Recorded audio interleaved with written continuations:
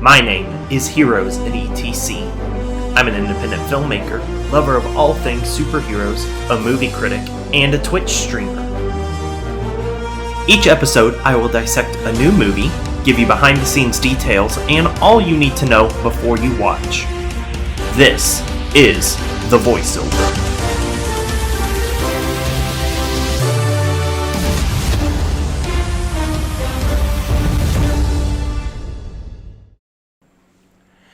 Hi everyone, welcome to the Voiceover. My name is Heroes in ETC, and today we will be dissecting The Batman.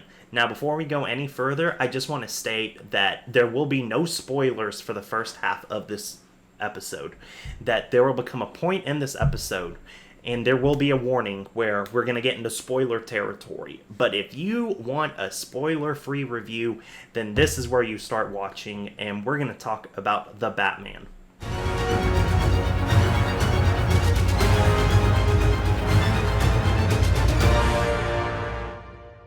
Hi everyone, welcome on in to the Voiceover. My name is Heroes in ETC, and today we are talking about The Batman, which came out in 2022.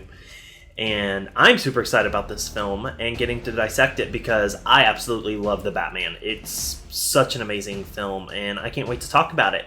So we're going to start with a plot description. The Batman, who is 2 years into his term of being a vigilante in his new project, not even referring to himself as the Batman yet. He ventures into Gotham City's underworld when a sadistic killer leaves behind a trail of cryptic clues. As the evidence begins to lead closer to home and the scale of the perpetrator's plans become clear, he must forge new relationships, unmask the culprit, and bring to justice the abuse of power and corruption that has long been plagued in Gotham City.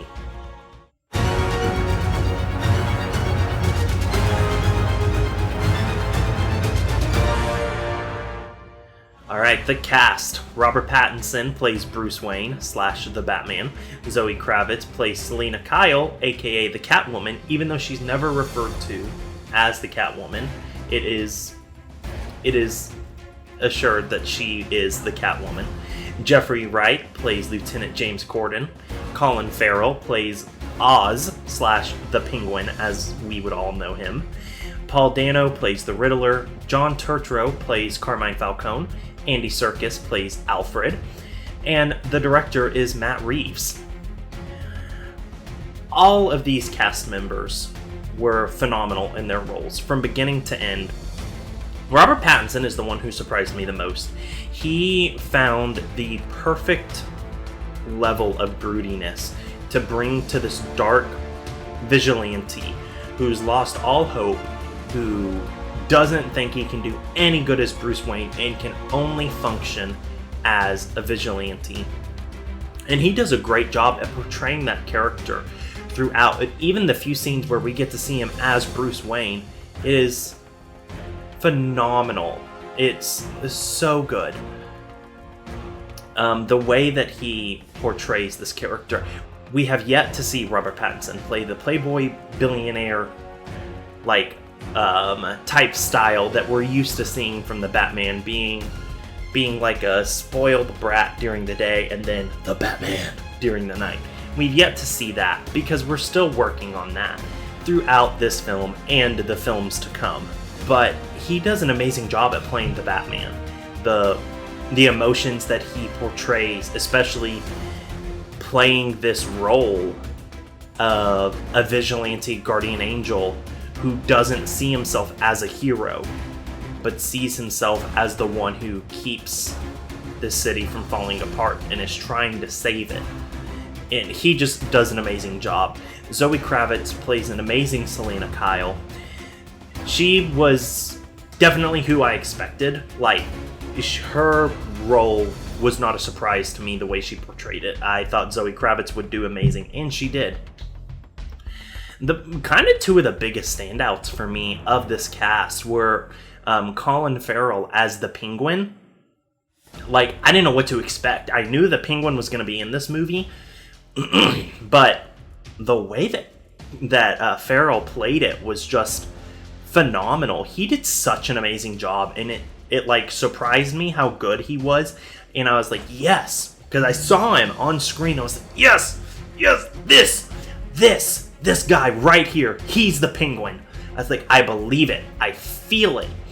All the like prosthetics and the makeup that went into making him the Penguin, just, it looked so good, and he did such an amazing job. And the other one that really surprised me was Andy Serkis playing Alfred. I didn't even know he was playing Alfred until I was sitting in the theater watching the movie, and I was like, there's no way he's playing Alfred, right? Because the things I know him from, the biggest thing I think I know him from is the director of Venom and Venom Let There Be Carnage, and also playing the guy on Age of Ultron and Black Panther, who's kind of a more like funny comedic character, like Ulysses Claw. He's kind of silly and out there, so I've never seen him play like a serious role like this in my experience with movies, and he was amazing Alfred. Like, I always see Michael Caine as like the Alfred, like him in the Dark Knight trilogy. He's just Alfred. Like, that makes sense to me that he would be Alfred. But Andy Serkis did a phenomenal job, truly. Jeffrey Wright as James, Lieutenant Gordon was phenomenal. Everyone did an amazing job. I don't think there was a single person in this movie that I was like, yeah, mediocre, not good. Like, everyone did such a great job, and I think that's one reason why this movie is doing so good, is because this cast is amazing. And we got to talk about the main antagonist, of course, the Riddler. Paul Dano, wow, he is not what I was expecting from my Riddler. For like the Riddler, he's not at all what I was expecting, but I was blown away. Like, he definitely took a different portrayal of the Riddler than what we're used to, but also it fit with the style that Matt Reeves was trying to portray. And so that's why I think it truly worked for this more like social media guru who was like talking to his viewers and had a different style than the Riddler from the comic books or even the Gotham show, where he's, in the suit and the top hat with the cane and the coat and being like, riddle me this or riddle me that. But the riddles were still there, and they were done in such a way that like it worked for his character. And I thought he did an amazing job. And so next, let's talk cinematography.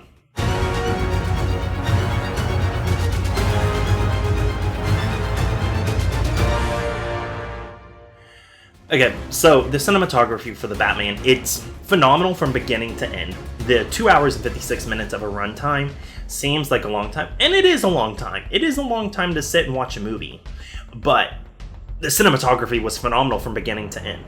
The thing that I've said about the Batman is it's not a superhero film. And I say this knowing the Batman is a superhero, but I see this as a film about a hero and not a superhero film, because it's very artsy, it's very like well done, but it's not like when you go see Iron Man, you're like, I expect a lot of explosions, fast pace almost the entire time. This movie does not do that. It takes its time, works on character development, introduces the character slowly over time, and there are some epic action moments and some fight scenes, and those are great, don't get me wrong, those are amazing. But the film in and of itself is a very much the style of like a detective meeting a detective and what he does, because that is the style of this film. He's the Bat Detective, and I think that's one of the reasons that this movie works, is they didn't treat it like a superhero film.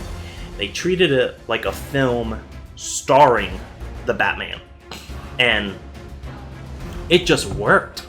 It just worked. I can't even like explain it other than it doesn't focus on the CGI and the action fights to like keep you intrigued. It does that by its plot and its story, and the story is what hooks you in just this emotional dark roller coaster of a story. Which, speaking of the story, it's Such an amazing story. It's so good. It's about Batman early on in his career, and he doesn't think he can do any good as Bruce Wayne. And that's kind of throughout this whole movie, is he doesn't want to be Bruce Wayne. He just wants to be the Batman, or Vengeance, as he calls himself. And that's all he focuses on, and it works. It works for his character. One of the biggest things that stood out to me is Batman's no-killing rule. This really stood out to me because a lot of times you'll see this be debated in the comic books and in movies. Can Batman kill? Why would he? Why wouldn't he? And this version, Robert Pattinson's Batman, does not kill. And I think that's something that really stands out, because throughout this film, even when all hope seems lost, he still does not kill. And I just think that's one thing that stands out about the Batman for me personally, especially in this movie. It's just the no-killing rule, and the entire story is well done. It takes its time, it paces itself. There are moments that are filled with action, but other than that, it's just character development and telling this mystery story. And like, you're trying to figure out, okay, who is the Riddler? Who is he gonna kill next? Like, you have the hints that the Batman does, and you also get like opportunity and time to figure it out, because it doesn't run from point A to point B. It takes its time and just walks there from point to point so that you can also try to figure it out. And I think that's just one of the things that works for it. The score for this movie, let me tell you, Michael Giacchino, and I'm sure I said his last name wrong and I do apologize for that. His score, wow. Michael Giacchino also did the score for Tom Holland's Spider-Man No Way Home, and for Star Wars Rogue One, and Doctor Strange, and the Disney Pixar Up. All of his scores are amazing. This score was perfect. Like, he did a phenomenal job at capturing the essence of this film in the music version of it, to where if you listen to the music alone, which I do, I listen to movie scores, then you would just be like, you would know who the Batman is, and it would captures his essence, which I think is one of the things that stands out the most about it.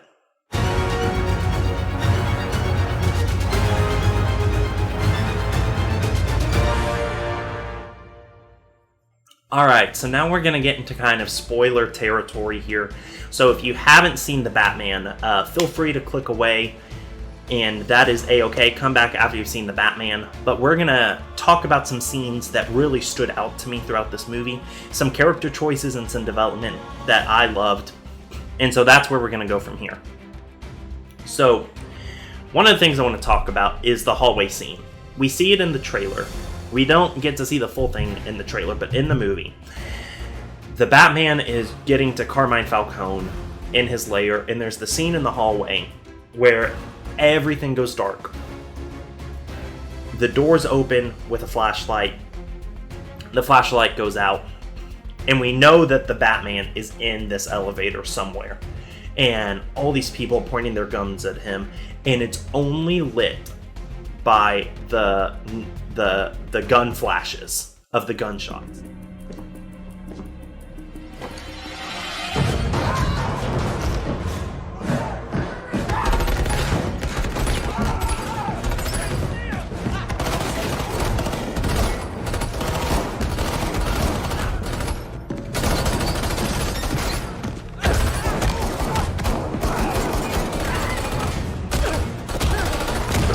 And it is a beautiful scene. It very much mirrors Star Wars Rogue One, the scene where Vader shows up in the hallway at the very end. These two scenes very much match up with each other, but it's such a powerful scene, and it resonates with people. And the reason it does is because it's not CGI. Matt Reeves made sure to do this like realistically, because he knew that it would stand out to viewers, even on a subconscious level, which it does. I've heard many people who've talked about that scene being like, that is one of my favorite scenes. And when I tell them, I'm like, that was practical. Like, it was all practically shot. It's mind-blowing. And they're like, I had no clue, like, but it looked so good. And that's because Matt Reeves made sure to not rely on CGI when doing this film, which I think definitely makes this stand out as a DC movie, to not focus on the CGI. because Marvel is known for that. CGI sets, CGI costumes, but to have a movie that uses CGI but doesn't rely on it really makes it stand out as a good quality movie. Not that using CGI makes it a bad movie, but that's just something else that makes it, they had to work even harder to make it look good because they didn't rely on CGI. Which, that makes me think of the next scene I want to talk about. The scene where Batman's driving the Batmobile and he's chasing the Penguin on a highway. And the Penguin causes a car wreck and there's a big explosion. And then we see the Batmobile flying through the flames and landing on the other side.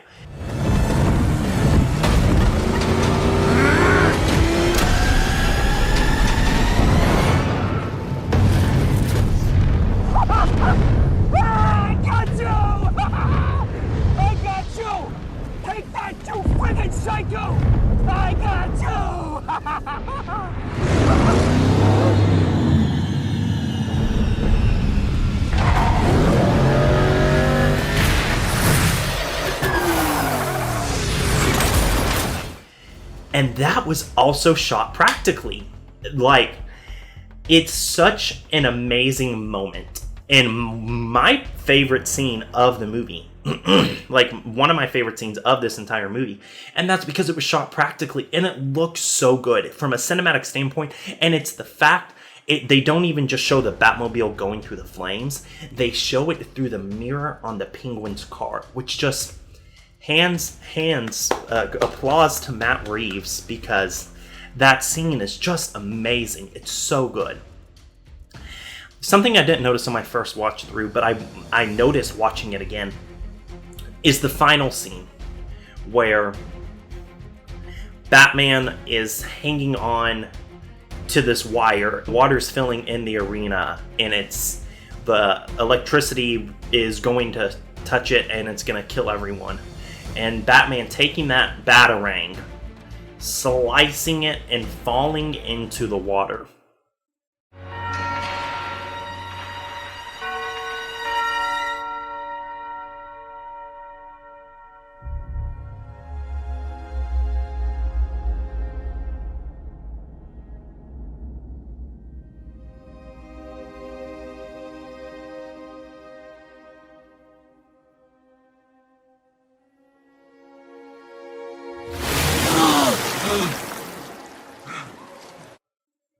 I didn't understand the significance of this scene when I first saw it, but re-watching it, I understand what this scene was telling us.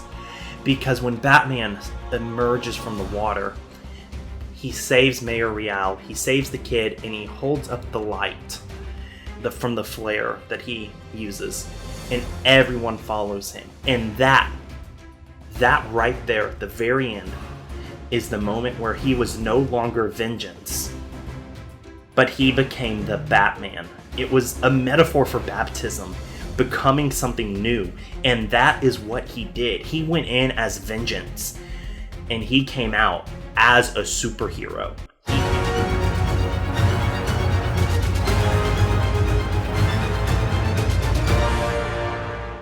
So, to wrap this thing up, I want to give my thoughts on The Batman as an overarching movie. It's phenomenal from beginning to end. It truly deserves so many awards, and it deserves to be watched, because I know there are a lot of people who aren't happy with dark and broody Batman, but this movie does it right. There are movies that don't do it right, but this one does. And I can't recommend this movie enough to anybody, because it is so good from beginning to end. I wasn't sure going into this how I was going to feel about Robert Pattinson, the guy from Twilight, playing the Batman.